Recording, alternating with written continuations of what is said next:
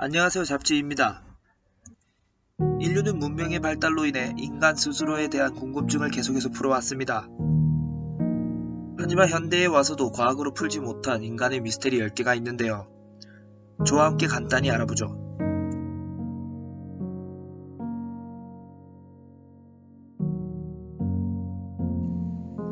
고래에서 박테리아에 이르기까지 각 생물은 공통점이 없어 보이지만 그 생물의 진원지를 추적하면 항상 공통점은 존재했었죠. 유전자와 염색체를 합쳐 게놈이라고 부르는데 인간의 게놈을 분석하여 과학자들은 인류의 공통 조상이 29억 년 전 미생물이나 진화생물로 분화했다고 보고 있습니다.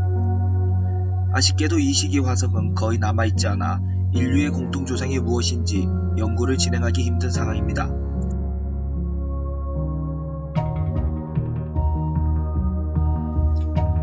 오랫동안 기억은 우리 두뇌 속 어딘가에 저장되는 것이라 알고 있었습니다.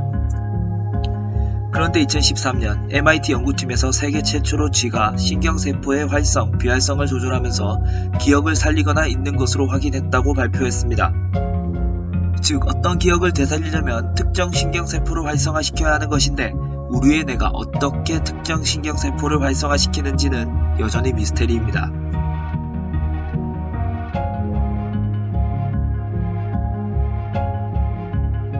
우리는 지진이 일어나기 며칠 전에 동물들이 평소와는 다른 행동들을 하는 것을 이야기, 사진, 영상으로 봤을 겁니다.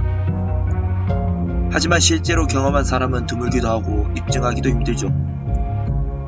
일부에서는 전자파나 자기장의 변화를 동물들이 미리 감지하고 어떠한 행동들을 한다고 하지만 가설일 뿐입니다. 동물들의 행동들을 일일이 관찰하고 비교하기가 힘들기 때문에 입증하기가 어렵습니다.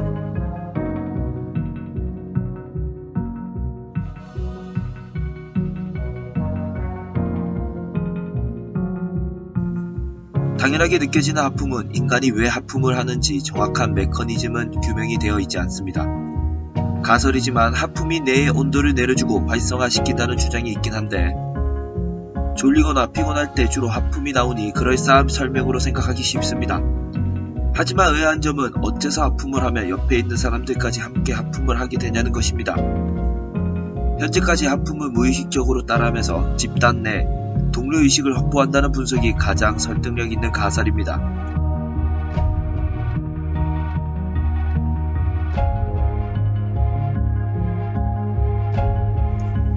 뉴턴은 땅에 떨어지는 사과를 보고 중력을 발견하였지만 왜 중력이 생기는지 근본적인 원인을 알지 못하였습니다. 자연의 법칙을 발견했지만 왜 그런 것인지 이유를 몰랐다는 것이죠. 이후에 아인슈타인이 만류 인력을 제대로 설명하여 현대 물리학에서 아인슈타인의 이론이 가장 믿을만한 이론으로 인정받고 있지만 과학자들은 아직 중력이 어떻게 만들어지는지 확실한 규명 및 입증을 하지 못하고 있습니다.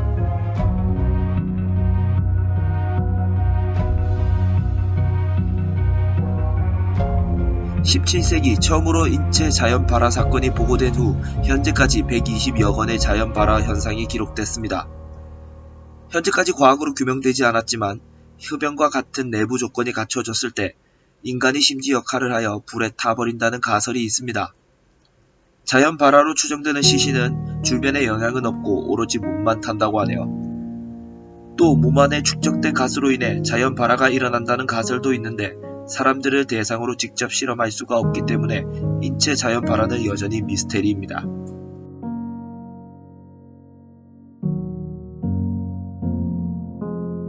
플라시보 효과는 전혀 효과가 없는 가짜약을 투약하고 효과가 나타나는 현상입니다.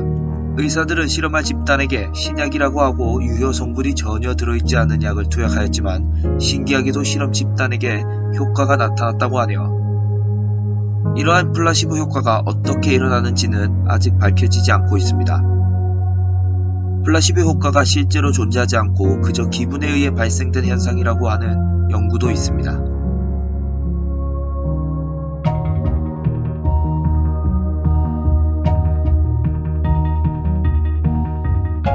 200년 이상 분류학자들은 지구상의 종들을 분류하고 기록했지만 여전히 그 끝은 보이지 않습니다.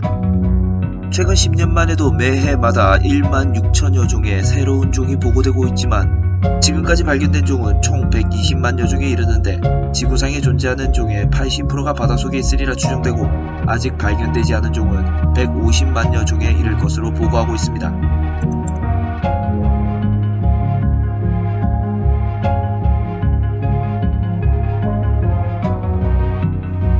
많은 동물들은 페로몬이라는 화학 물질을 통해 커뮤니케이션을 하죠.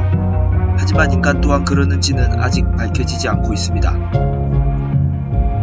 예를 들면 인간은 누군가의 공포를 냄새로는 알 수 없죠. 인간의 경우 페로몬을 감지하는 기관이 코에 있다고 하지만 신경계와 연결되어 있지는 않다고 합니다.